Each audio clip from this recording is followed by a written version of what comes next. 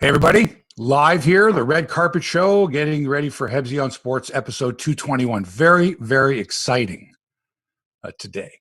Normally, I think, Mike, on Fridays, there was always a game the night before. The Raptors leave something. So we had, on Friday morning, something to talk about that we had just watched the night before, or at least I had anyway. You probably checked in on it or found out from your son what was going on in the Raptors game or the Leafs game. Right. But there were no games last night for either of those two teams. So it kind of gives you a chance to breathe a bit and go, all right, what did we see this week? What happened this week with the Leafs? What's going on with the Raptors? They're great. They're not so great. They're great with Lowry. They're not as good with Lowry, without Lowry. Is he going to get traded? Tiger, like out of nowhere. Right. So you know, the focus shift from the teams you're used to covering to these other incidents that you're not expecting to have happen. Like someone said, geez, you know, I hope the Leafs win a couple of games and Tiger doesn't get into a car accident. Right. Stuff like that. So we're going to talk about that on the show today. And also we're going to invite your comments. I know this is kind of risky, this idea that we're trying to do a radio phone in or tweet in or message in or text in type of interactive show. But that's the way things I think are going now. And the easy thing to do is to take someone's tweet or their comment on social media, isolate that and say, all right, so-and-so said this on social media, and then throw it out there to people. It's a real easy way to do news. Right. I used to like it when someone would actually phone into a call-in show and have some interesting points to make.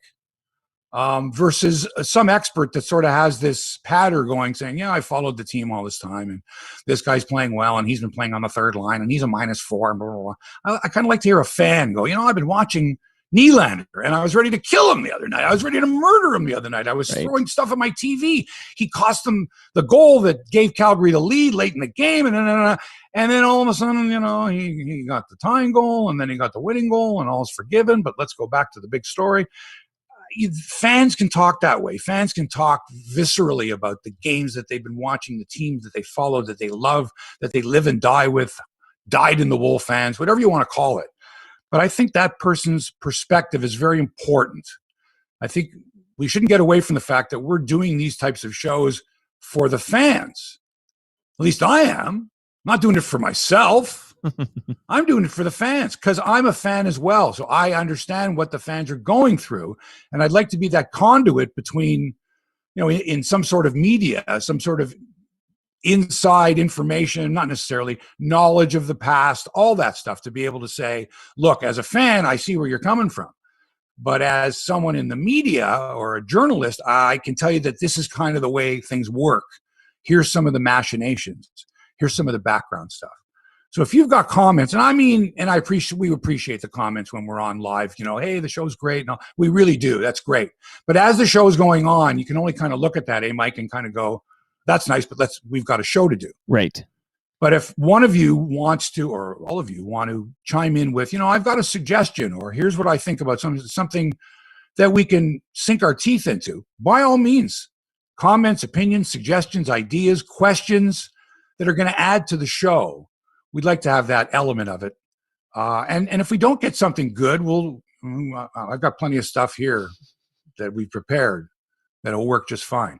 But it's always nice sort of to, you know, hey, so-and-so on social media, so-and-so on YouTube or so-and-so on Facebook or on Twitter wants to know or has an idea for the Bluejays to be able to broadcast their games from Dunedin. And here's the idea. I got a buddy of mine who lives right across the street from the new stadium. He's on the 4th floor. He's got a high-powered camera. Can I shoot 15 or 20 seconds of video every half inning, post it on social media, and at least that way, Blue Jays fans can get something out of this brand new stadium and facility. And now look at this team they're going to have this year. If ever there was a year to want to follow the Jays, every move they make, this would be the year. But we're completely restricted by COVID, and of course, limited media accessibility, which, trust me, folks, it's never going to go back to the way it was. It's never going to go back to, come on into the locker room, all you reporters. Pick out a guy you want to talk to. Go ahead. Not going to happen. Hebsy, there's a tweet waiting for you to retweet it. It's waiting Why don't you patiently tell the for folks, you. Mike, why don't you promote your show Okay, today? well, that let's I'll be do this. Right. Thank you so much. Okay, so right after Hebsy on Sports today, Hebsy's getting a 2-minute, what do you call it? A blow? Is that what you call Bathroom break. A bio break. We used to a call blow. it a blow, right? So Hebsy's going to get a couple of minute break, and then he's going to pop on to Toronto Mike. We're going to do a sports media roundtable today, immediately following Hebsy on Sports. So some of the topics in this episode will be revisited, including the Doug Smith tweet. That's something that'll be on both episodes. But otherwise, it'll be just a summary of what all the big changes in sports media over the past, most of which has already been discussed on Hebsy on Sports. So come check out more Hebsy. You can have doubleheader. You can have so much Hebsy, all the Hebsy you could take this morning. It's it's Hebsy overload, and that's a good thing. So join us. Got it. I have just retweeted your tweet. Have your comments and questions ready. We're going live.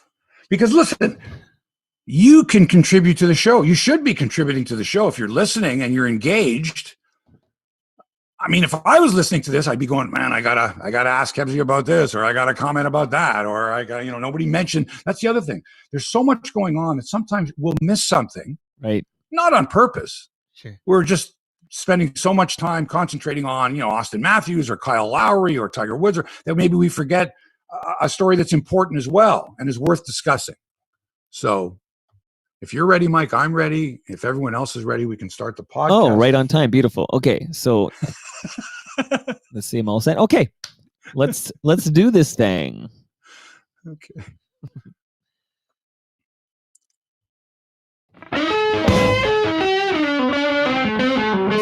Live from Toronto, it's Hebsy on Sports, episode 221. Hi, everybody. Mark Hebsher, your host here in the Little Italy studios, joined as always by Toronto Mike, running things from the mothership in New Toronto. It's not like New Potatoes or New Coke or what. It's New Toronto. New Toronto. I don't know why they named it that. It's not that new, but anyway, that's where Mike is. Today on the show, baseball season is almost here. You notice the days are getting longer. You notice the temperatures are getting a little warmer, above Celsius. Before long, you'll see the robins pulling worms out of the ground and the Bluejays playing baseball. Well, you may not see the Bluejays unless you've got an illegal satellite system, or I don't know, because Sportsnet's not going to do very many of their games at all. In fact, Sportsnet is not going to produce, I don't think, any of the games. Wow. They're going to use like the visitors feed. So get ready to look forward to hearing the visiting broadcasters talk about their team and not the Blue Jays. Sportsnet, I don't get it. Jays haven't found a replacement for Mike Wilner behind the mic. There sure are a lot of broadcasters out there who have applied for his job. I'm not one of them because I can't speak today. What's the matter with me? None of the broadcasters who applied are very good, though. I know some of them, and, they're nice people and all that, but sorry. You're not good enough to be a major league play-by-play or color guy. Beautiful new spring training facility in Dunedin for the Blue Jays. They sent pictures. They sent video. Nobody there to actually see it. No people actually working out in the weight room or players playing on the diamonds. It's all the physical beauty of it, and there are no human beings in any of these videos, but it looks gorgeous. Too bad there's no reporters down there to report on things. I'll talk about that later. I'll talk about my experiences at spring training and what spring training really means to a team, but also to the fans. If you can get there, if you can't get there, you want a little word. You've been waiting all winter for just a nugget of something about baseball. Right. In hockey, the Leafs are flying and the Habs are grounded. And that's all you need to know if you're a Leafs fan, because about a year ago, Habs fans were going, hey, you got rid of Babcock. Hey, not so good. Hey. Now Leaf fans are going, oh, you got rid of Julian. He's not so good. Huh? You're not so good. Auston Matthews has a mysterious injury. It's a wrist injury. We don't know how bad it is. They're saying it's not that serious.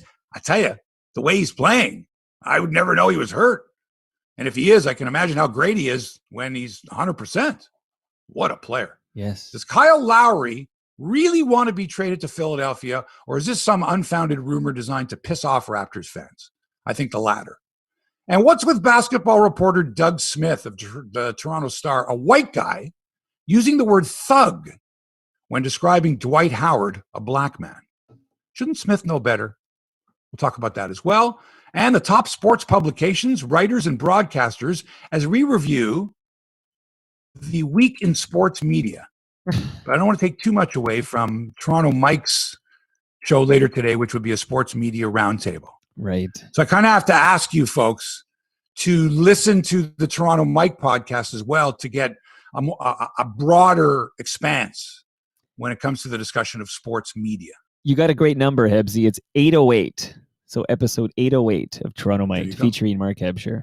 Episode 808. It's going to be a good one. All right. And Tiger Woods. That just was like amazing, that story. But the story was typical of a news cycle. 24 hours. All right. He's in surgery. We don't know if he's going to walk again. We don't know if he's going to play golf again. We know that he's alive. We know, and that's it. You're not going to get anything from Tiger Woods' camp. They're not going to give you daily updates. Okay. I've got an update today because I'm a hardworking journalist who tries to find the truth. Wow. I'm not saying that everyone else is. And Mike, since this is the end of Black History Month, and we haven't on the show really recognized Black History Month. I mean, certainly we talk about, all types of people, athletes, owners, fans, managers, whatever. And many of them are Black, but we haven't really taken the time, or I haven't, to recognize it. So the best I can do in this case here is come up with what I think is a really good trivia question, a Black sports history trivia question, if that's okay. Of course. That's all right with you. It's I mean, people might be offended by why does it have to be a Black? I have to hear the question first. Who was the first Jewish player to do this, or who was the first? It could be a Nazem Kadri question. Who was the first player of Muslim ethnicity to play in the NHL? But here's the question: only 2 Black goaltenders have their name on the Stanley Cup. One is Grant Fuhr. Who's the other? The answer at the end of the show. You got to listen to the whole show. And if you're going to be listening or watching this later after the live, you can't just fast forward to the very end. You can't just take your finger and scrub it all the way to the very end, right, to get the answer. It just wouldn't be fair. When we used to do this on Sportsline, we would provide the trivia question at 11:30 p.m. You didn't get the answer till 11:59. You had to wait. Right. That's what we're going to do. So, who's the only other goalie, Black goalie, besides Grant Fuhr, to have his name engraved on the Stanley Cup? That's all coming up. But first, Mike, the days are getting longer. Baseball season's here. The Jays' first game of the season is against the Yankees on Sunday, but we're going to have to watch the game on YES TV. That's the Yankees entertainment system, YES TV, because Sportsnet isn't planning on doing any games of their own. Now, this is the same company. This is Rogers. However, the Jays are saying, look, what they do over at Sportsnet, we don't have any control over here at the Blue Jays. To which I say, bullshit. This is like your number one property. This Blue Jays baseball programming, not just the games themselves, but the pregame and the postgame and all that, takes up how many thousands of hours of programming that Sportsnet has to have? Right. A commitment of 162 games and 2 spring training games?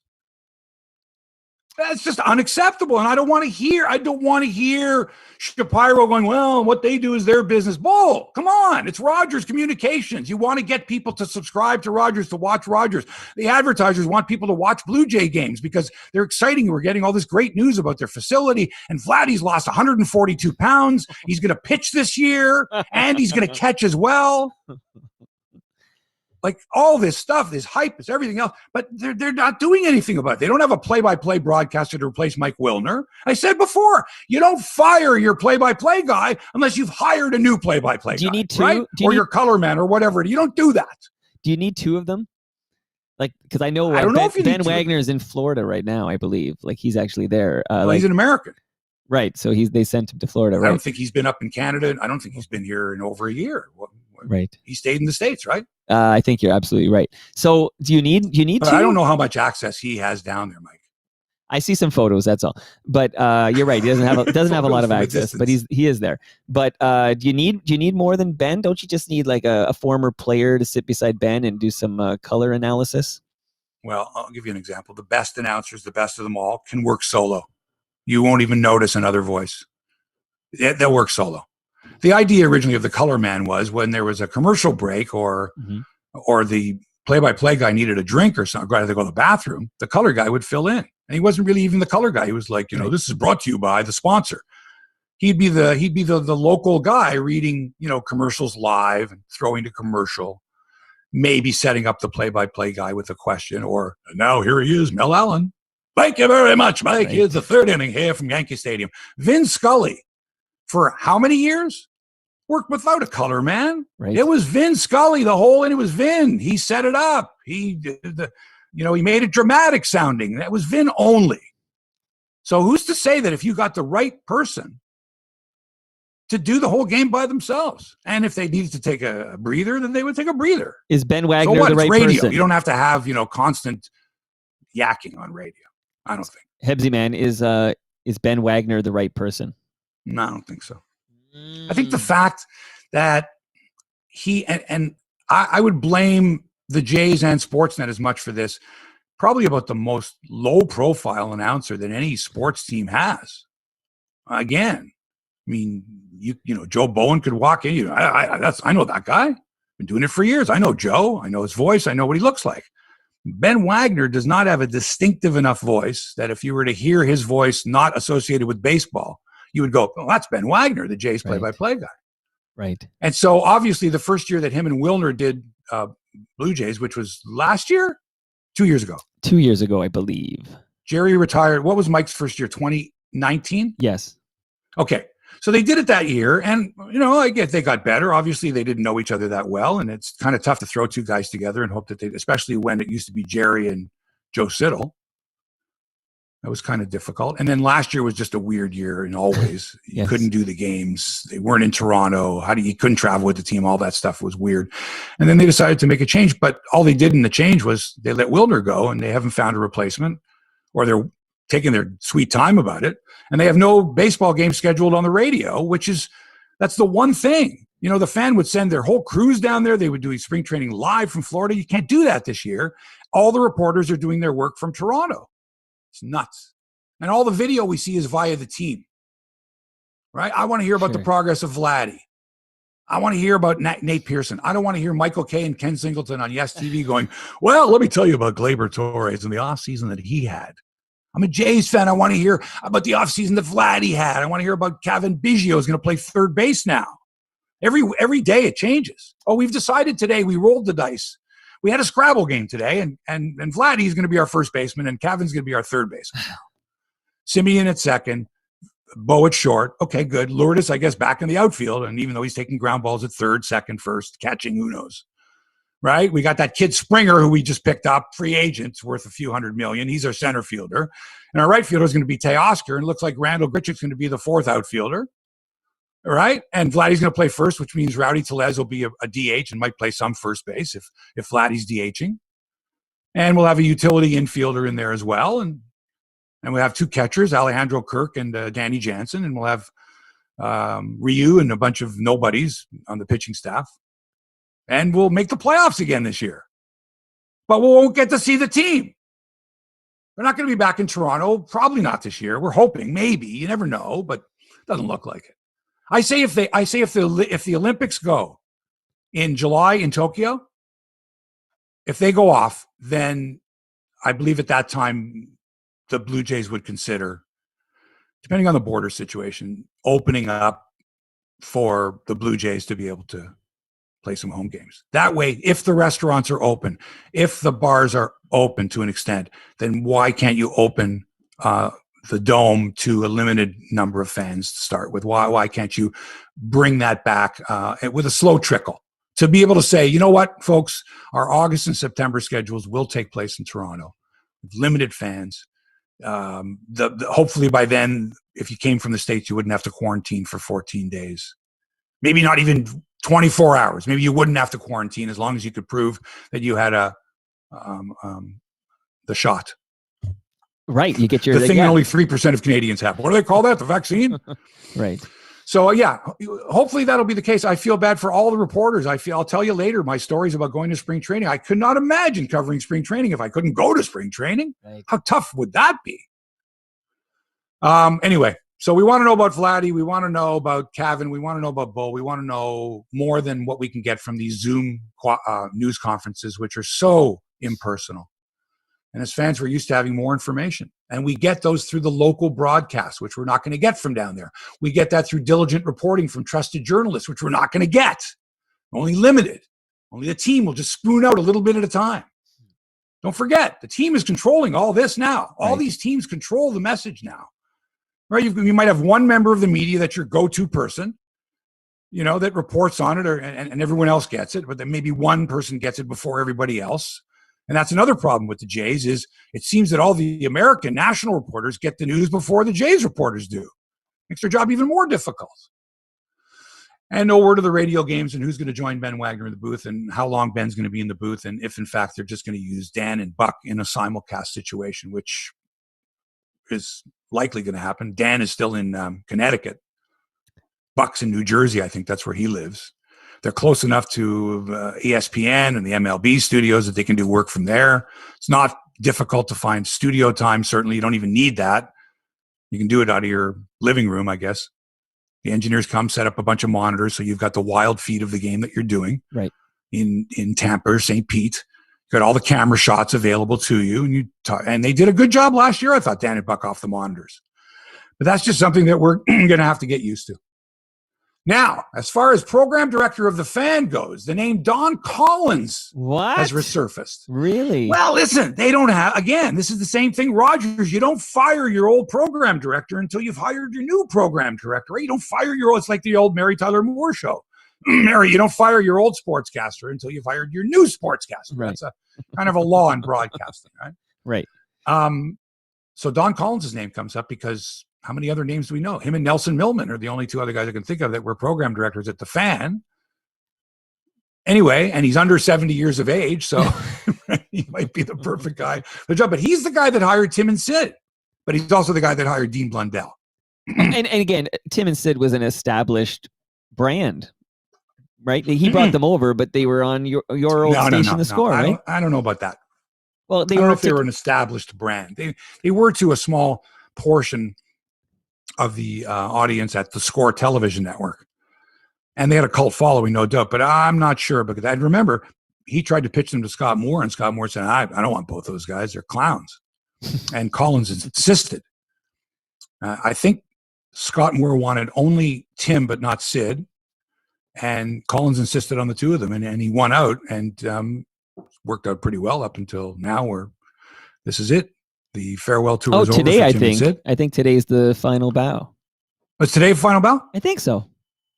Man, what a tour it's been. Actually, their best shows have been since Sid announced his retirement because they've gone over the stuff that they've done over the last 100 years and picked out some of the best segments and all that. And he's going to go to breakfast. Are you going to get up early to watch Sid's debut on breakfast television? What do you think? With Frankie Flowers and Dina Pugliese and Tammy Sutherland. And let me see if I know that whole crew there. Steve Anthony still working there? No, he's long gone. He was at CP24, remember? Liza Fromer still there? Long gone. Beverly Thompson. Next, you're going to say Ann Romer. No. Beverly Thompson? No. Seamus O'Reilly or Egan? No, I think he's in Parliament now. Jeff Hutchison. Come on, what show was that? That was Canada AM. Oh, right. Yeah. I'm sorry, I knew that all the time. That's a I know you're doing it. I know you did. Although I'm in having been in the broadcast business, I think I can get away with stuff like that. Anyway, Don Collins' name has resurfaced. Who knows what they're doing? Greg Sansoni's got to hire the right people here. And I'm wondering how much influence other people outside of the programming department of the Fan can stick their nose in and maybe make some comments and suggestions as to who he should hire, shouldn't hire. They got some work to do. And like I said before, Scott MacArthur always wanted to do the Bluejays. And I think that if the opportunity presented itself for Scott, he would take that gig. Doing baseball. That's his first love. Put him in the booth beside Ben Wagner? Put him in the booth by himself. Let Ben Wagner be the sideline reporter. But as Scott's got some because you can't just start with the Blue Jays. You got to... Why not? I feel like that's a play-by-play. You got to, I don't know. I just talked to Lisa Bowes and she was telling me, you got to put in your reps. That's the old way, though. Oh, okay. See, that's not the way it is now. The way it is now is you put people on the air that maybe don't have the experience, but you're taking a chance. It's a hunch. That's what they did with me. So don't put this Hebsy guy on the air. He's crazy, out of his mind. My boss said, no, let's put him and see what happens. Right. And things worked out okay.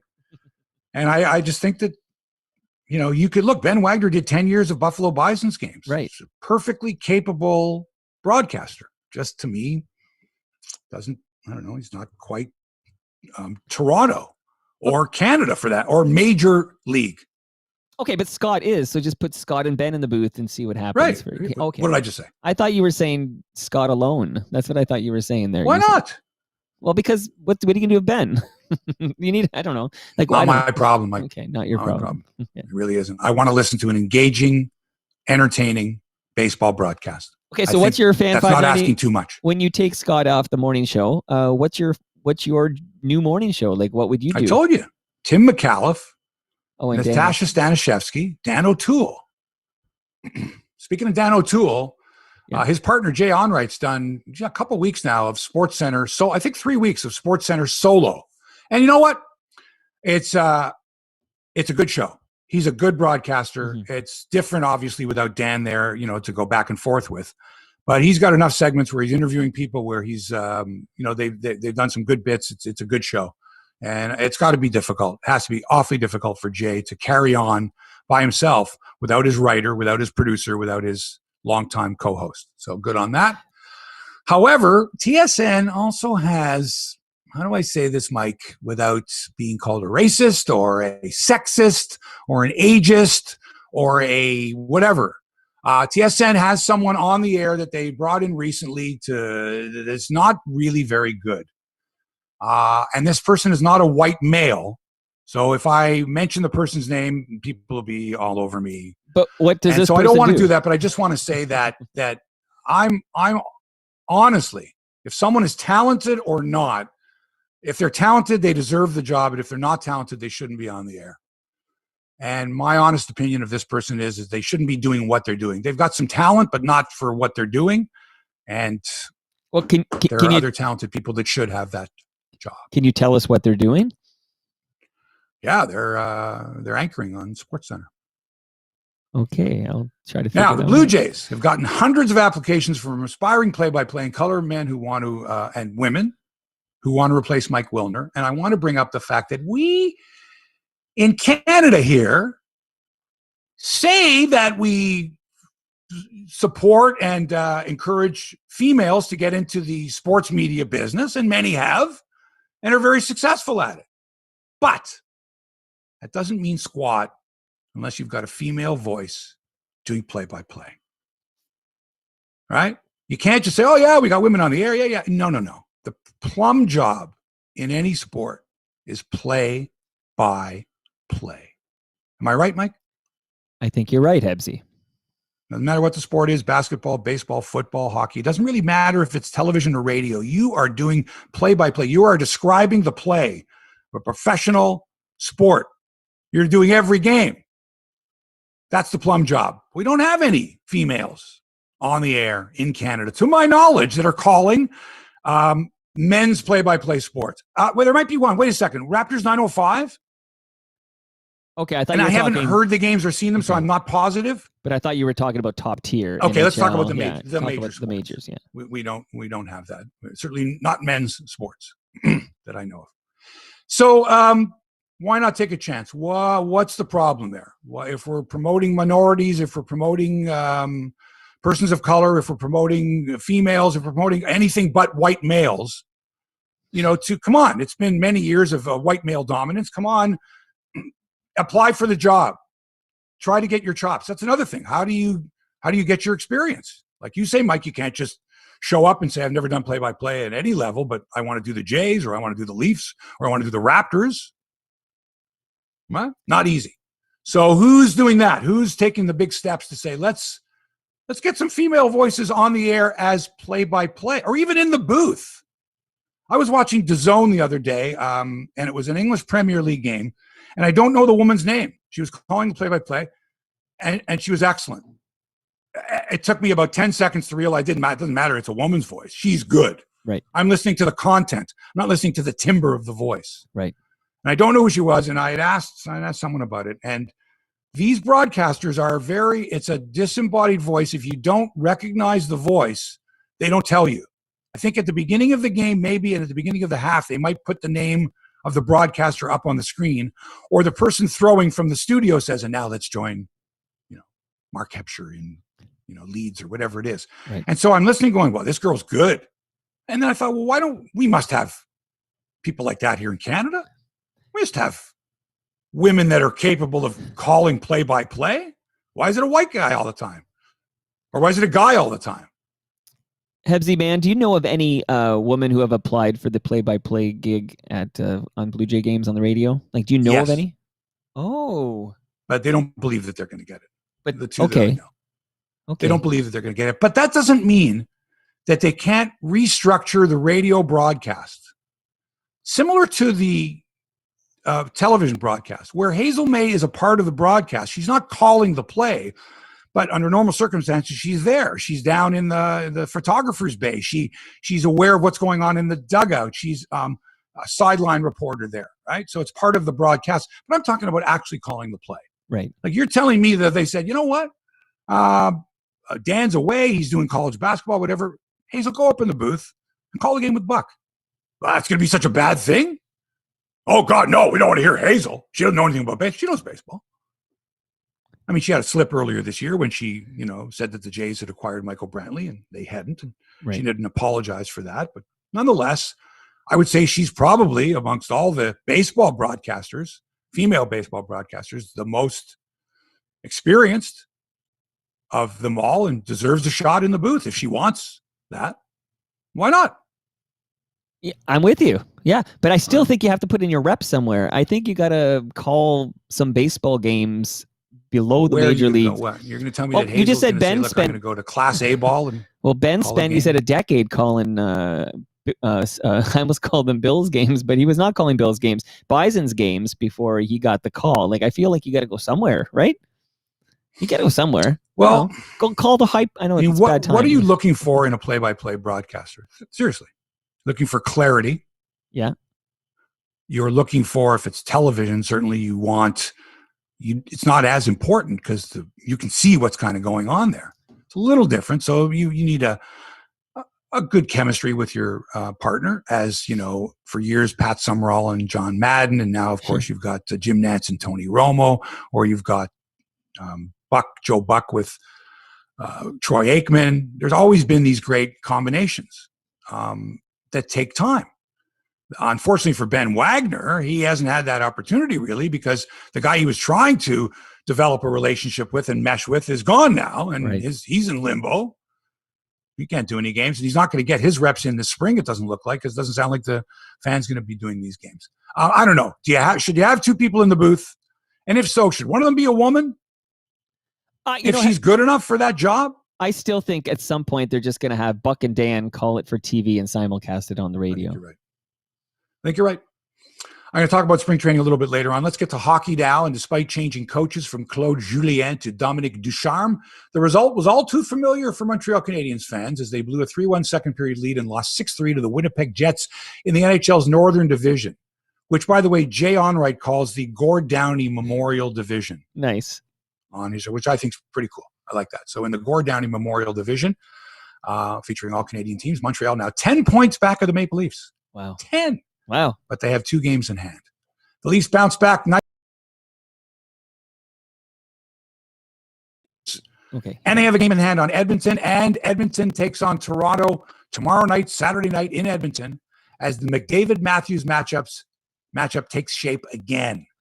I like this. I'm really liking this. McDavid leads the NHL. He will win the Art Ross probably this year. He's got 40 points.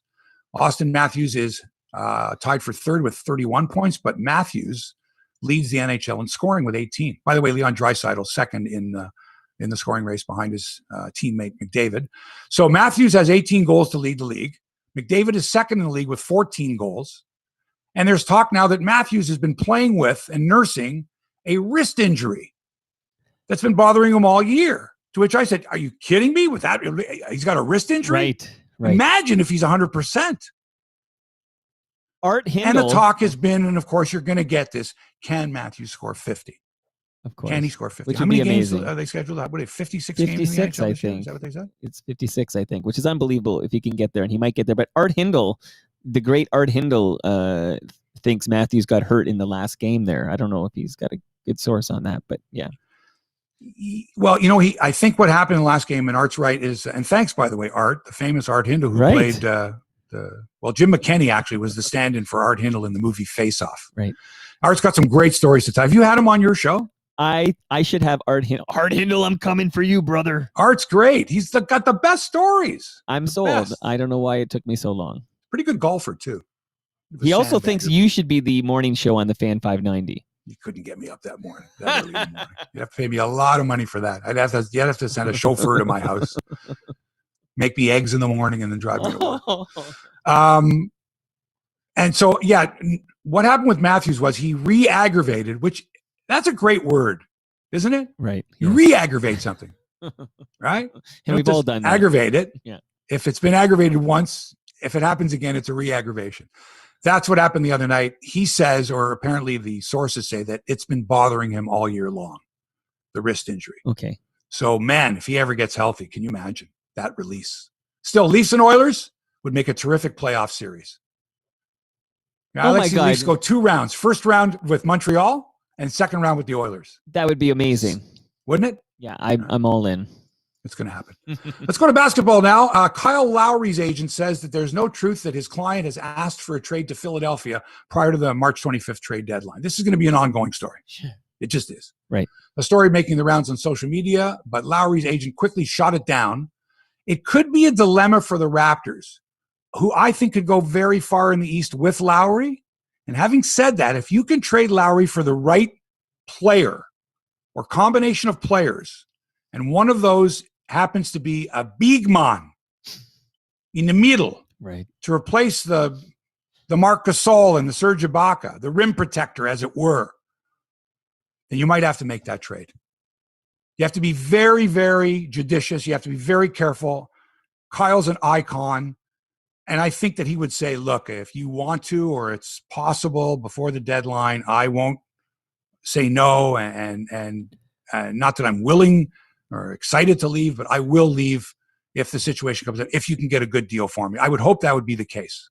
Well, and look, Masai Ujiri under the gun a bit, man. And Bobby Webster under the gun a bit here with this. The question is, the team they have now, with a healthy Lowry, with everyone healthy, can they win the East? And I think they can. And I think your fans deserve it to give it your best shot this year with the crew that you've got. To hope that Chris Boucher improves to the point where he can be that rim protector. And him and Baines together can handle the middle. Maybe you can get another player somewhere along the line. Maybe you can trade some other spare parts. You've got a pretty deep bench. Maybe a Terrence Davis or something. I don't know, to get that big guy that all championship teams need.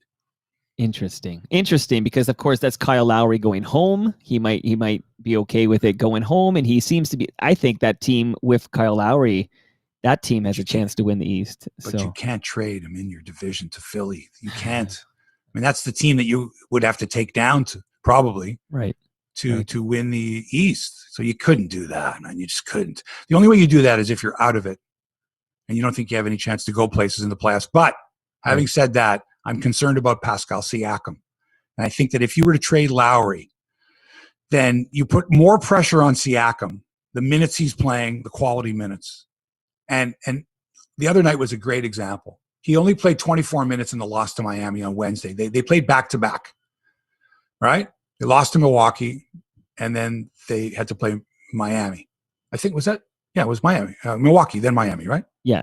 My wife loved the Heat uniform, by the way. Yeah, I don't like those. Yeah, my wife liked them. I know. Yeah, my girlfriend did too. She thought, I like that. So why can't I get one of those? Strange, eh? Okay. Anyway, Siakam played 24 minutes in the loss to Miami Wednesday, at way below his season average of 36.2 minutes per game, which is a lot. He scored a mere 5 points, 1 of 6 shooting from the field, 1 of 3 from deep. And they're saying he may be fatigued. Do you think? Guy plays 40 minutes. Right. Each of the Raptors' last 2 games. That's why Nick Nurse chose to sit him for the last 14 and a half minutes of the game, in a game that they could have won had Nurse taken him off the bench and put him back out in the court. But Nurse felt his rotation was playing well, and they did play well, just not well enough to win. So it's sort of one of those, we could have won this game, but do I want to not waste, but do I want to utilize Siakam when he really needs, like you say, Mike, a blow. He really did. To not put him in for even a couple of minutes there in the fourth when they were within, I think, 5 or 6 points. You're wondering what's going on here. He's not being benched because of poor performance. So he's being benched because he's bagged. And this is the same Coach Nurse that said to Kawhi Leonard 22 times, you don't even have to suit up. You don't even suit up. Stay, relax, get a nap in. We all understand. He was fresh as a daisy in the playoffs, and one of the main reasons why we won the championship. And you got to have Siakam that way in the playoffs. And the only way to do that, I think, is unless you get a great deal for Lowry, you got to keep Kyle Lowry. Because when Lowry's in the lineup and Siakam's in the lineup playing well, and OG and Fred and Norm Powell. Why do I call him Norm Clark? Norm Powell. Norm Powell. That's and that doesn't even include your big guy, whoever your big guy is. You sold me, Hebsy. You're good at this because I was all set to, send Lowry to Philly, but you've sold me. Let's go. Raps give it one fifth. more run, one more go. They're fifth in the East. Fifth. Mind you, they're a half game from missing the playoffs, Yes. but at the same time, they're like 3 games from being the second best team in the East. And here's a key, Mike. Yeah. They're 7-7 at home. 7-7 in Tampa, which is their home, which really isn't their home. Right. If they were playing at home, even if there were no fans, but they were allowed to play in their hometown, yeah, I guarantee you they're way better than 7-7. You're so right. You're so way better. So that's a great point. You're right. It's a homeless team. It's How do they stay fresh? How do they stay competitive? You got to give them a lot of credit for that. Yeah. They're at a huge disadvantage.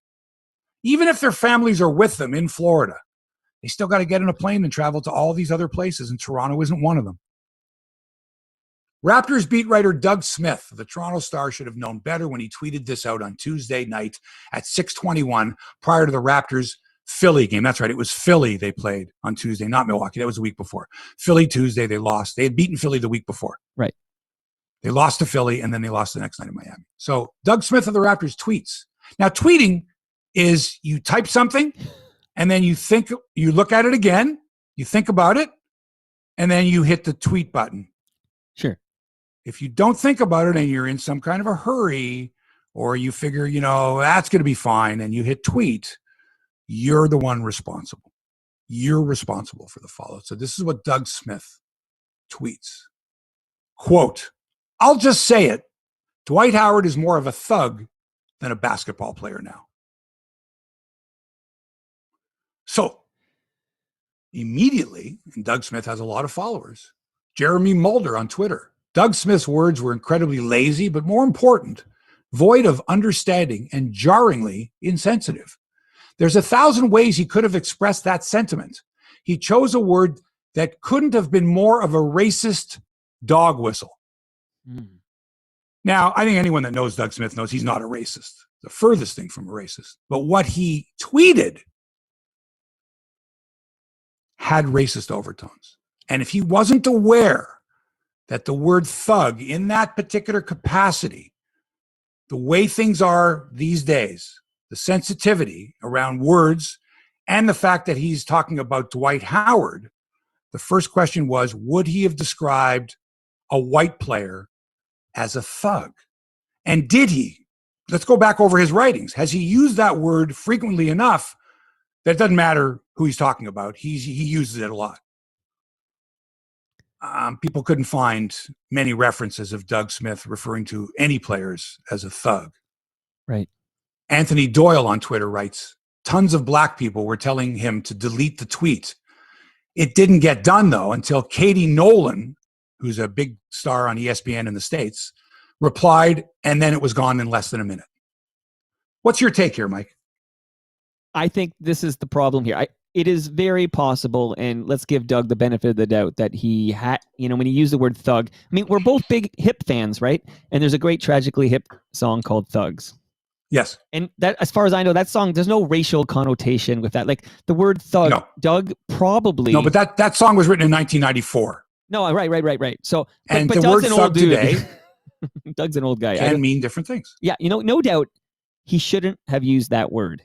But I would give Doug, who I've never met, I should point out, so he's not a buddy or anything. I give him the benefit of the doubt. He probably didn't realize it, but if you saw on But Twitter, shouldn't he have realized it though? But here's the thing. Hebsy, this is my problem with it all. I saw the replies immediately coming to Doug, and there were hundreds of these replies telling him, delete that tweet, apologize, that, basically explaining to Doug why that's an inappropriate word to use in that context. And Doug, they weren't calling him a racist. They were saying, Doug, you got to take that tweet down. Right. We know that you're not, that's not you, but you've got to own it. Right. So here's my problem. My problem is, after hundreds of tweets from, white people, people of color, everybody just telling Doug, delete that, take it down. It was this follow-up tweet from Doug Smith I found to be rather even more insensitive, because he wrote, having heard from one woman I respect greatly and whose opinions I hold dearly, I have deleted an earlier tweet and apologized for using a word I shouldn't, even if it was inadvertent. I should have said, I'll just say it. Dwight Howard's more of a basketball bully than a basketball player right now. So it just comes across like, okay, I know hundreds and hundreds of people have told me this is an insensitive, inappropriate word and I should delete it. But this one person, this one woman I respect told me that I should do it. So right away it's gone. That to me, I didn't like the jive of that. It just seemed like he was dismissing. I didn't see that. Yeah. Because I've been blocked by Doug Smith. Oh. And I'll give you some background. Okay. When I was writing my book, The Greatest Athlete You've Never Heard Of. Yeah. While I was writing the book, a story came out in the Toronto Star about Olympic heroes. It was, I think, during the 2016 Olympics. And there was this whole big feature, and part of the feature was George Orton as the first Canadian to win an Olympic gold medal. Right. And the photo that they had attached to the story was a photo that I had said in my book a million times is not him. The photo was actually a photo of his brother. Right. And so this is published in the Toronto Star. And I contacted Doug Smith. I direct messaged him actually to say, hey, just a heads up, buddy, professional courtesy, but you've got the wrong photo there. And it would be the prudent thing to do would be to, correct it. Right. The family sees it and says, well, that's not him. I mean, it's just, you got it wrong. Yeah. But I didn't do this on a public forum. I did this because I felt that Doug should know, maybe it wasn't his call. Maybe the photo editor or whatever said, oh, here's a picture of George Orton. I said, hey, Doug, just a heads up. I'm writing the book, the biography of the guy, and that's not him. And so, he was like, okay, thanks. Appreciate the heads up. And I'll talk to the editor and, we'll fix it. Well, they never fixed it at all, which I didn't like. And the public editor never got back to me. So it's still out there. If you go into the Star archives and you look up George Orton, there's going to be a picture of his brother next to it. And then a few months later, I had tweeted something. I didn't like the way DeMar DeRozan was playing, but I had tweeted something, and others were tweeting too, about how poorly he was playing and perhaps a trade for DeMar DeRozan. Well, Doug Smith went wild on Twitter and said, you SOB, and then I'm blocking you. How dare you say those things? Wow. Now, I didn't know at the time that he was writing the DeMar DeRozan biography, or that he was really close with DeMar DeRozan, or that his avatar is a picture of him standing next to DeMar DeRozan. Right. And so I got to thinking that, he's mad at me here when he should have thanked me for giving him a heads up, for not making him look bad by saying, hey, Doug, I could have gone, hey, Doug, at least if you're going to print a story, like, get the facts right. You are a journalist, but I didn't. Right. I gave him a personal heads up, and then he came back and said, I'm blocking you because of something I said about DeMar DeRozan. Wow. And this is where I got the feeling that Doug Smith was more concerned about his personal relationships with Raptors players and such like that, so they could get access, right, versus being a journalist. Yeah, not very objective. Why wouldn't you just say, hey, Mark, no problem, man. We shouldn't. We're the Toronto Star. We don't print untruths. And if we do, we correct them and we apologize for them. Now, what happened to people owning up to their mistakes in journalism? Where did that go? I don't know him at all. And that tweet that you just read to me that I didn't get, that's more disturbing than the first one. That's I you know why I give the benefit of the doubt on the thugs, because I once had a very talented woman of color, a black woman, in my studio for an episode of Toronto Mike, and she was being very difficult and kind of mean to me, to be quite honest. And I said, the exact phrase I used was something like, I was getting diva-like vibes from her. I said that to her, and she just ripped into me, and she talked about that the connotations of a black woman being a diva. And I will swear to you, Hebsy, and I promise you, I had no idea that there was racial connotation to the word diva, because I think I had no idea. Barbara Streisand. I think of lots of non-black women who are divas, I think of it as like a difficult, talented song, chanteuse, if you will. Anyway, Right, exactly. So I learned that day that it would offend a black woman to use the word diva in that connotation, and I've never done it again. I learned my lesson. I plead ignorance at the time. It's very possible Doug, who's an older dude, didn't realize that the word thug has changed over the last few decades and that there were racial connotations to it. So and then he can just apologize and say, I didn't know, I'm really sorry. Instead, that whole like one woman I trust told me to take it down, I'm going to take it down. When I saw hundreds and hundreds. A woman I trust. Right. So it's like that's very disturbing. And so all the people prior to that, those that followed Doug on Twitter and suggested to him or demanded take it down, were not people whose opinions he trusted. But when Katie Nolan, with 1 million followers from ESPN, says, if it was come her. on, Doug. He probably was like, oh my God, Katie Nolan, geez, I better look at that tweet again. She's really popular from the United States, and she could destroy my career unless I take that down. So that was like right? That follow-up tweet I found bothersome because it was like, I disregard the hundreds of followers who told me that was an offensive term to use in that context. But this one woman I trust told me, so it's gone and I'm sorry. And then he wrote that whole editorial in the Star the next day. You've got that tweet still? Yeah, of course. That one's still public. He didn't take that tweet down? No, that one's still up there. Yeah. He only took down the initial tweet, but that one's still up there. Oh my God. He's lucky that he's got lots of friends that want this to blow over, right? He's lucky. I mean, the Raptors PR person is Jennifer Quinn, who used to be his boss at the Star. She was the sports editor. He was there. They're all pals there. It's very, and Doug's the one who runs the press conferences pretty much, right? He asks all the questions, and he's Mr. Raptor and wrote the team history and all that kind of stuff. But come on.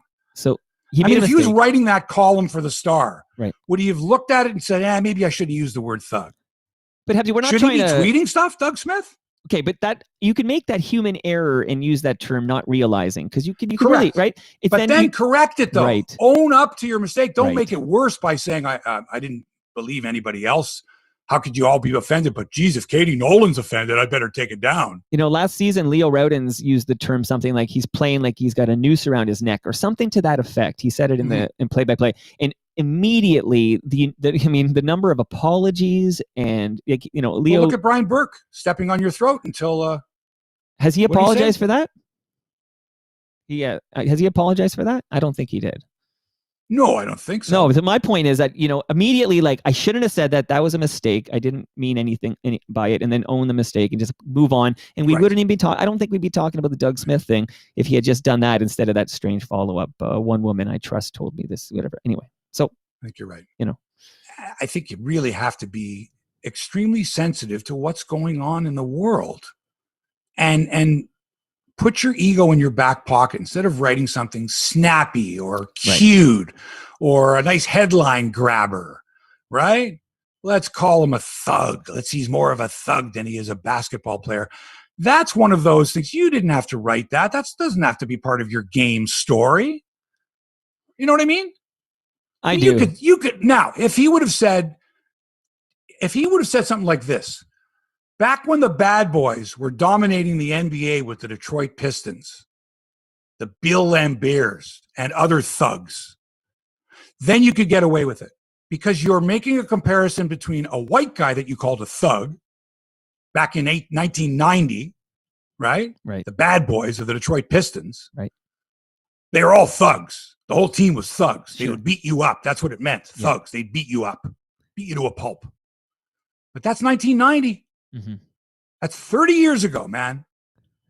And unless you drew that comparison and said, I haven't seen thug-like antics since Bill Lambier and the bad boys of the Pistons, then it works just fine. Right.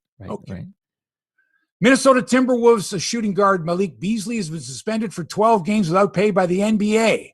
Why, Mike? Why 12 games? What do you think the offense here was? Did he? Okay. I don't know. You tell NBA me. player. Yeah. 12-game suspension. What did he do wrong? He spoke poorly about the NBA head office in a press conference. No. Go on. What did he do? What did he do wrong? I was going to say maybe he got caught smoking weed, but they're allowed to smoke drugs. Weed now. Nope. Okay. Well, some, but not really. What could you do to get a 12-game suspension? Come on, he what could punched he have somebody. He punched somebody on the Something court. violent. Sure, he punched somebody on the court. Ding, ding, ding, ding, ding, ding, ding, ding. Winner. Okay. He recently pleaded guilty to a felony charge of threats of violence. Beasley in his 5th NBA season, averaging a career best 20.5 points. We wouldn't be talking about him if he had like an average of 2 points a game. Right. He was sentenced earlier this month to 120 days in jail for the incident September 26th when he pointed a rifle outside his home in suburban Minneapolis at a family on a house hunting tour. Wow. Police later found weapons and marijuana in the home. Wow. 12-game suspension. Hi, we're looking in this neighborhood. Oh, there's a guy with a shotgun. Oh my God. It seems yeah. And he's a big, big guy too. He looks mean and he's got a rifle pointing at us. And this is Minneapolis. It's a nice little neighborhood in Minneapolis. I don't know what to say about that. Hey. That's illegal. You can't do that. That's not 12 games, buddy. That's a lot. That's more, as far as I'm concerned, that's more than 12 games. That's a lot. Okay. Have you seen this Hyundai commercial? Have I talked about this commercial? It's been airing all over the place for the new Hyundai.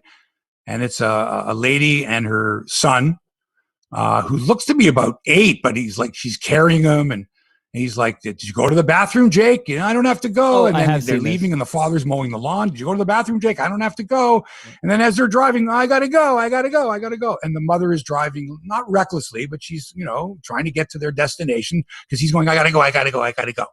On the original commercial, she gets to their destination, the school or whatever it is. She jumps out of the car, I'm coming.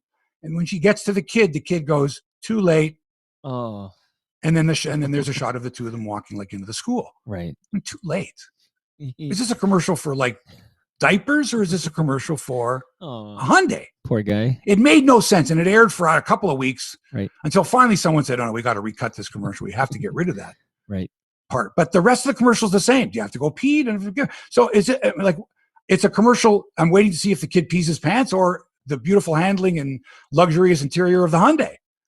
And so now on the edited commercial, it's the same start of the commercial, same. And he's in the car and he's going, I gotta go. And then they edit out the part where he goes, too late. Right. The mother jumps out of the car. Right. And then the next shot you see is the two of them walking into the school. Wouldn't she be running with him? Wouldn't she carrying him? Wouldn't she be holding his hand and running quickly because he hasn't gone? Yeah, right. Because it's the an commercial emergency. makes less sense now. It's a dumb commercial, and they're airing the hell out of it, which I always thought was that makes the commercial the most annoying. It's our run of schedule, and it's scheduled to run 8 times during a Raptors game. Here's what I don't like about 10 that. 10 times during a Leafs. I know that you're right ad nauseum. But there's that. What I don't like is that because her child has to go pee. Okay, she's driving recklessly, and there's actually a moment where you see that she would have had a head-on collision if she was driving another car. Like they might be dead right now, but thankfully this car beeped or something that she was going to smash head-on into this car into traffic. Like to me. Let the kid pee his pants before you both die in a car wreck here. Like it just seems like driving like that. It's not it's not like someone's giving birth in the back seat there. And the reality of it is this, is that, and it's happened to me before. You don't have to pee, and then you're 20 minutes into the trip or however long it is. Sure. You've got to pee. Sure. When you got to go, you got to go. Right. It's a boy. You pull the car over to the side of the road. Right. And you let nature take it. And a boy. No one judges a young boy for peeing on the side of the road because we all know what that's about. They have small bladders. I got one here. They got small bladders. An easy way to do the commercial. The car pulls over to the side of the road. You get a nice look at the Hyundai. It's beautiful, right? Lovely. Right. And it stops on a dime, and it's got 4-wheel drive and the whole thing like that. And then they're on their way. Anyway, dumb commercial. So yeah, I'm with you. I want to go back to baseball here, Mike, for a bit because I didn't spend enough time on the spring training here. And now that March is coming, and the games start on Sunday, spring training was always something that baseball was so great at. The reason they came up with the idea of spring training is they wanted 6 weeks before the start of the season, in February, early March, for people to already start talking about baseball. Right. And it was free publicity for the baseball teams. Sure. Come on down to Florida or Arizona. Come on down. Send a reporter, send a photographer, right? It's nice. It's beautiful here. Write some nice stories. It's leisurely. You can take your time. You can talk to the players wherever you want, at the picnic table over there. Send the stories back to the people back in the cold north or the baseball cities. Get them all excited for baseball. Baseball was so smart to do that because they got all this free publicity. And by the time the regular season started, people were chomping at the bit to see their heroes because they could only read about them in spring training. It was beautiful. So when the Jays started in 1977, I was just finishing college and I'd gotten a job in broadcasting. And by 1978, I was working in radio. I was hired by Bob McCown at 1430 CKFH. CKFH was owned by Foster Hewitt, had the Bluejays rights and had the Maple Leafs radio rights. Right. So I go down to my first spring training in 1978, their second year. The Jays radio network wanted someone to get audio clips that they could drop into their broadcasts. Now remember, this was only the second year of doing live play-by-play baseball, very different from hockey because you got commercial breaks after every half inning. And I believe they were 2-minute commercial breaks, but locally they would try to squeeze in that extra 30 minutes, an extra 30-second commercial, make more money. They would always oversell the breaks and hope that the batter wasn't ready to go exactly 2 minutes later. They were hoping, maybe, but a lot of times when they would come back to the game after that added 30-second commercial, you'd hear something like this. At Speedy, you're a somebody. Base hit to left field by Rico Cardi. Like he'd miss the first pitch. If the guy swung at the first pitch, for example, you'd miss it. And so there'd be these complaints coming in all the time saying, hey, you guys keep clipping the start of the inning. You keep missing the start of the inning, where Tom Cheek goes, all right, top of the fourth here, and here's George Brett leading it off. He's hitting 292.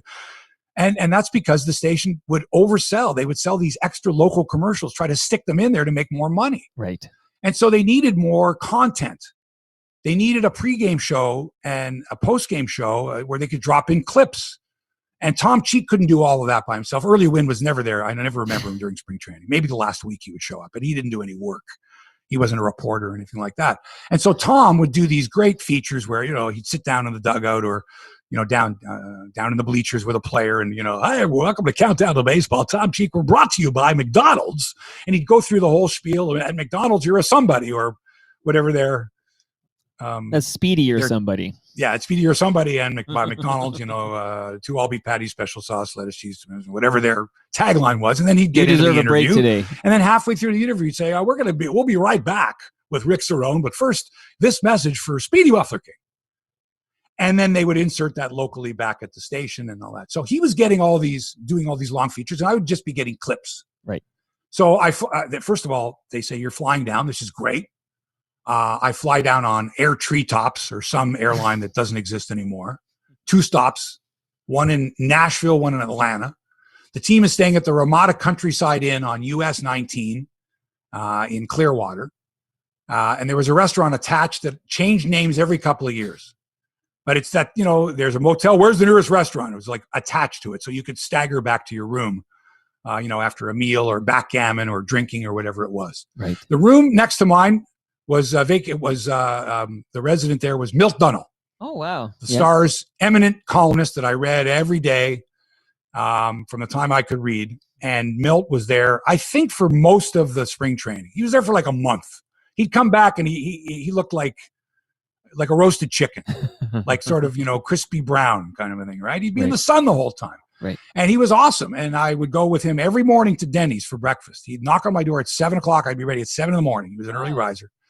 And we'd go for a walk. We'd go for breakfast. He would tell stories. I would listen to the stories. And this was my first experience at spring training. So he would, he had some good stories to tell. Trent Frayne was there covering the Jays, I think, for the Globe and Mail. Allison Gordon, the late Allison Gordon, the late Christy Blatchford, Neil McCarl, Clem Keeley, John Robertson. And most of these people they've all passed on. And we would go to a place called the Cecil Engelbert Complex, which was the Jays minor league complex, which was just a piece of junk. Right. And this is the major leagues. We'd go to other complexes and they were beautiful. We'd go to this one. It was like a high school place, right? With little tiny dressing rooms and locker rooms and cinder block locker rooms. And there were 3 fields. One of them was a half a field. It was just the infield. There were 2 batting cages. I think there was 1 pitching machine. This was the major leagues, and we were excited because, we had a team in the majors. But when you looked at the difference of facilities, you went, this is horrible, absolutely horrible. Right. And then the media, there was no media room. There was like a room with 2 phones next to Howie Starkman's office and his assistant, Judy West. You had bologna sandwiches for media lunches. That was like it. Wow. Okay, maybe a little cheese tray with some pickles. That was it, baby. And everything, the Cecil Engelbert complex was in this low, hot brick building. It was just awful. And they didn't even play their games there. They played at a place called Grant Field, which is a little bandbox park that seated 1,500 people. And the home clubhouse wasn't much better than the visitors clubhouse. It was hot and cinder block, one concession stand, and parking for like 100 cars. That was it. And if you wanted to interview a player, you'd have to do it outside where you could find a quiet place because there was no room inside. Right. So I interviewed guys like Jim Clancy, Rick Cerrone, Alan Ashby, John Mayberry, Rico Cardi, Dave McKay, Tommy Underwood, Dave Lemancic, Otto Velez, Otto the Swado, whose English wasn't that good, and he was reticent to speak because, as you know, if you don't have command of a certain language, you don't want to be misunderstood. You don't want to say the wrong word. So Otto was very soft-spoken and did not speak much English at all. He preferred to speak Spanish. And it gave a young reporter such as yourself, myself, me, a chance to work on his interview and interpersonal skills. Very important. Sure. I attended nearly every spring training camp of the Jays for the next 15 to 20 years. Wow. I did live talk shows from there on radio. Wow. 2-hour talk shows live. Sportsline went down every single year. We did live hits there. We sent back stories on the satellite. When I started there in 1984 at Sportsline, we had a crew in Dunedin for virtually the entire spring training. Jim would go for 2 weeks. I would go for 2 weeks. Don Martin would go for 2 weeks. Bill Bird would go for 2 weeks. Oh. Mitch Azaria would go. Frank Giannone would go. We'd rotate cameras down there. We would rent a condo down there with a pool and have our editing equipment down there. And we would work in Florida, sending back stuff to our viewers who were dying to see what was going on with the Jays. We're dying to find out if Cecil Fielder or Willie Upshaw or Fred McGriff was going to be the first baseman. Right. All that stuff. It was great. And after a while, as TSN got bigger and spent more money because they were doing Jays games, Global spent less. Eventually, we went from 8 weeks in spring training to 6 weeks to 4 weeks. Then it was 3 weeks. And it was 2 weeks, then it was a week. And then one year, I forget, in the 90s, I think it would have been around 94, after they won their second championship. I think they said, you know what, we're not sending anybody down. They hired a freelance cameraman and his girlfriend. He shot all these interviews and his girlfriend held the microphone. Only problem was she didn't know how to hold a microphone.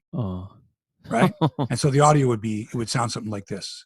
Well, I think the Bluejays have got an excellent chance of winning the games next week when we play the New York Yankees, and as such, I think that and it was just awful. The audio guy would have to ride the levels. It was horrible, and you could see at the time that Global and Sportsline were going to spend less and less money because they realized that TSN was the sports network, and that people would eventually go there for the games, stick around for the post-game show, watch the sportscasts, and all that.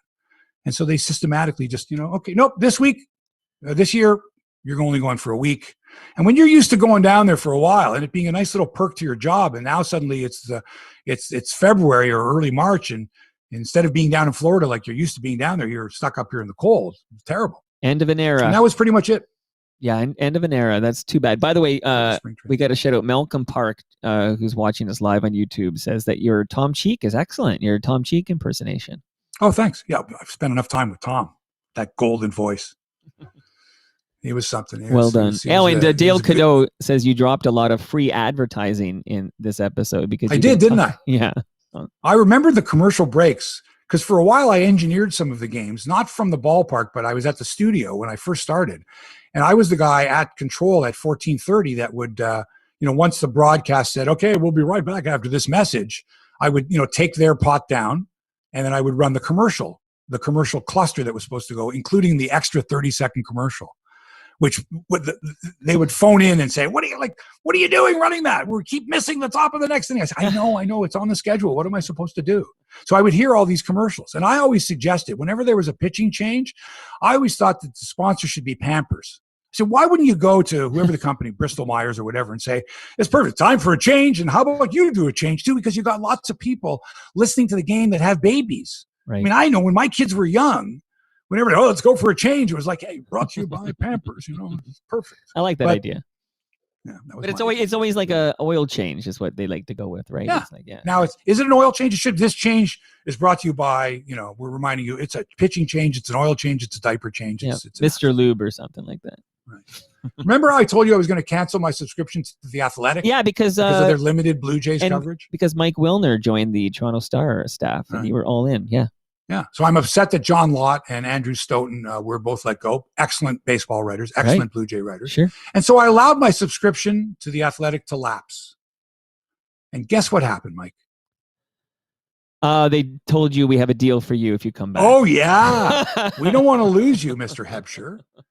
And so instead of me spending $71.99 for unlimited access to The Athletic for a year, I'm only going to pay $35.99. Half price. So that to me is worth it. And it's worth saying on the air, I am quitting The Athletic. I'm not going to pay this much for this content, especially since there's limited Blue Jays content. Although Caitlin McGrath is doing an excellent job.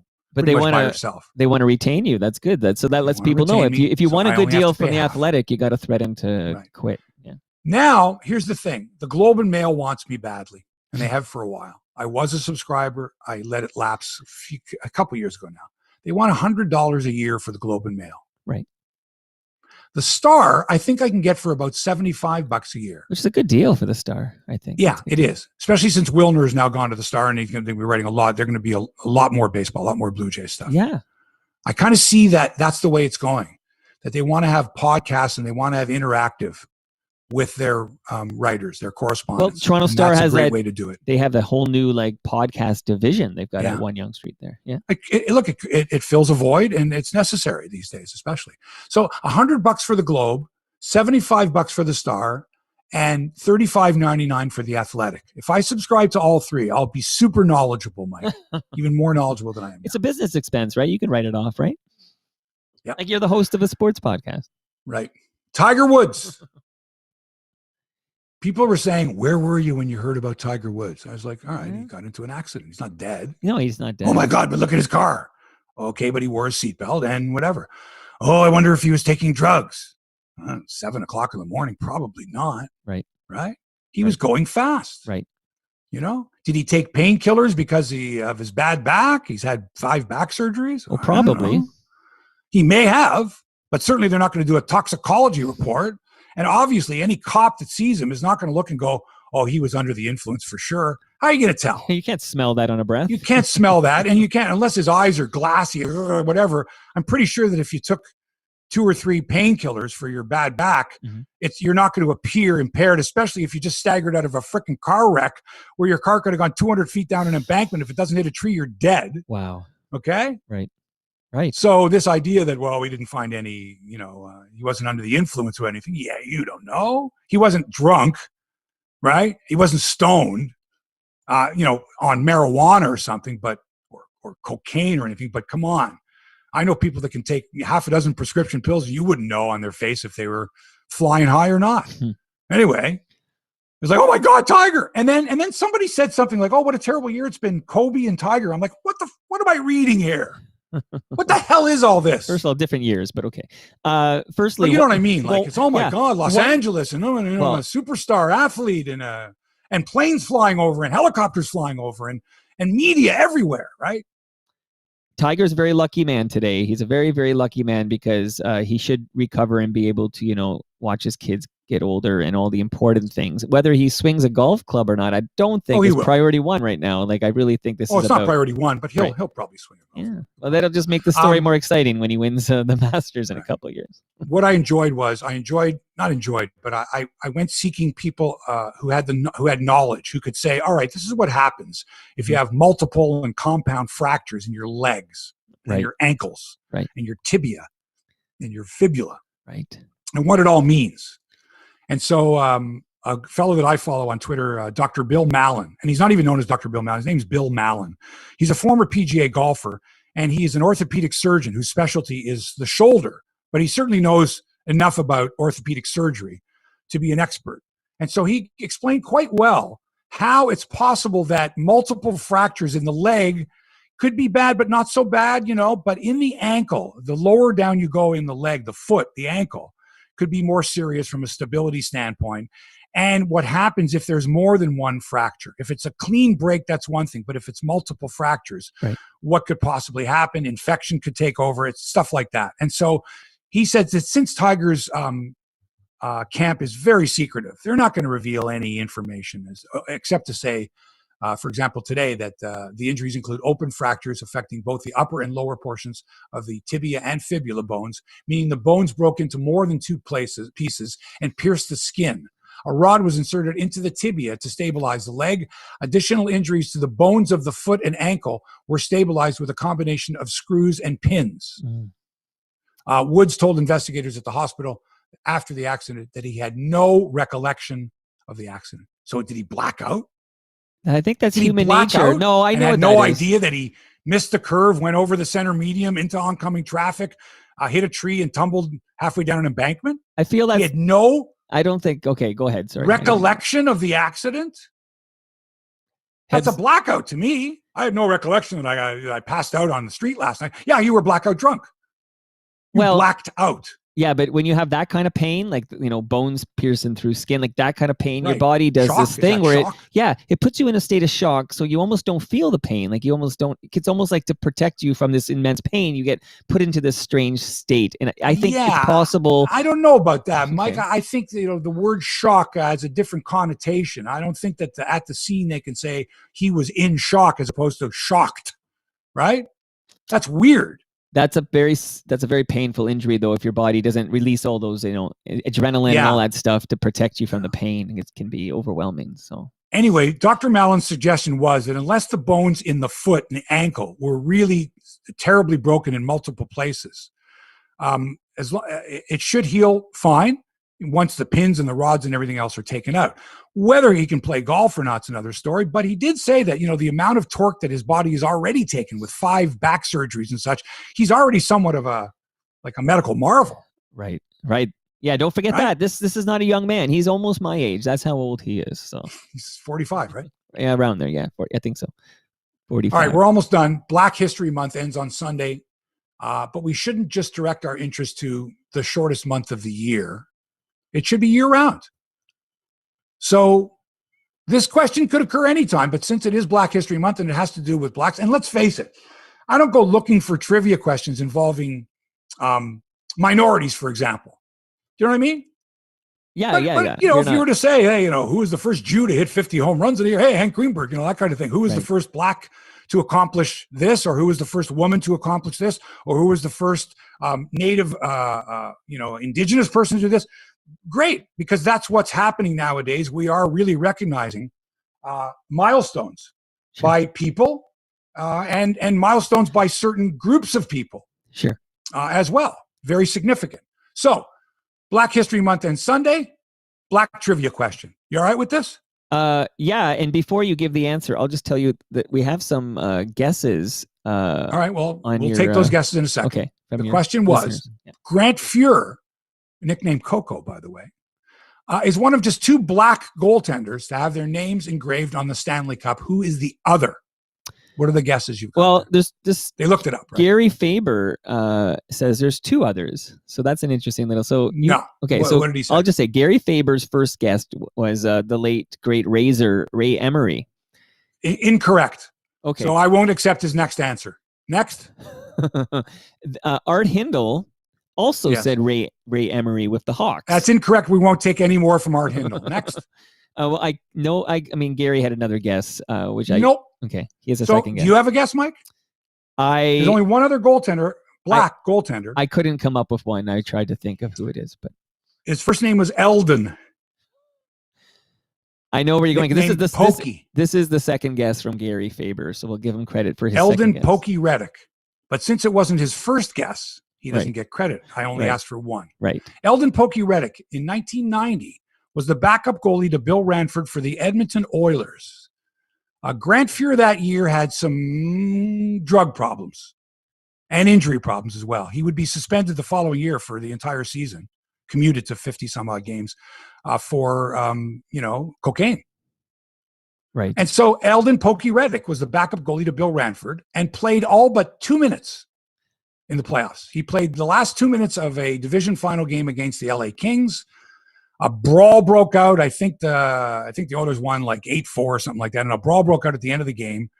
And Coach John Muckler, the late John Muckler, decided that Ranford should come to the bench and that Pokey Reddick should get his only chance to play in the Stanley Cup playoffs, which gets your name on the Stanley Cup, and put him in for the last minute and 56 seconds. So the answer is Eldon Pokey Reddick, 1990, Edmonton Oilers. It's a great. Thanks, everyone, for playing.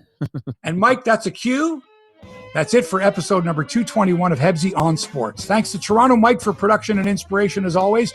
Check out his excellent Toronto Mike podcast, which I will be a guest on today for the Sports Media Roundtable. Okay, so literally in 10 minutes, we'll be live on the Toronto Mike podcast Facebook page. So search for Toronto Mike podcast on Facebook. And of course, it'll be the next episode of Toronto Mike 808, which I'll drop like 10 minutes after we finish. But Hebsy's got a 10-minute break now, and he'll be back in action. That's amazing. Right, and since this was episode 221 of Hebsy on Sports, and we're going to have episode 808 of Mike's, the Toronto Mike podcast, we're at 1,029 podcasts between the two of us. Wow. Thanks for allowing us into your headspace. Back with another exciting episode of Hebsy on Sports next week. Until then, so long for now.